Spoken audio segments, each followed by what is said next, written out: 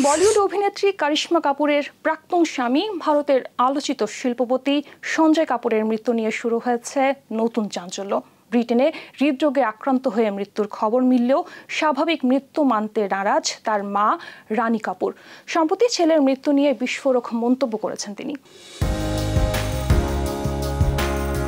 12 June ব্রিটেনে polo খেলতে গিয়ে মৃত্যু হয় কারিশমা কাপুরের প্রাক্তন স্বামী সঞ্জয় কাপুরের। প্রাথমিকভাবে তা প্রকাশিত হয় স্বাভাবিক মৃত্যু হিসেবেই। তবে সঞ্জয়ের মায়ের দাবি এটা কোনো দুর্ঘটনা নয়, বরং সুপরিকল্পিত চক্রান্ত। ব্রিটিশ পুলিশের কাছে পাঠানো এক চিঠিতে এমনটাই জানিয়েছেন রানী Kapoor. Gold's Gym across 30+ countries with over 700+ locations worldwide. Train anywhere, belong everywhere. এখানেই শেষ নয়, রানী আরও অভিযোগ করেন সঞ্জয়ের মৃত্যুর পর তাকে দিয়ে কিছু গুরুত্বপূর্ণ নথিপত্রে জোর করে সই করানো হয়েছে। এমনকি নিজের ব্যাংক অ্যাকাউন্ট থেকে করতে পারছেন না অর্থ লেনদেন।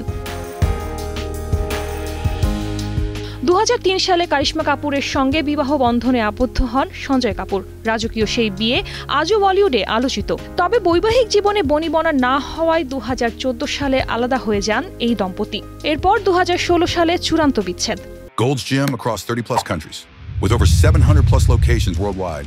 Train anywhere, belong everywhere. জানা যায় ভরণপোষণ হিসেবে সঞ্জয়ের কাছ থেকে 70 কোটি নেন কারিশমা।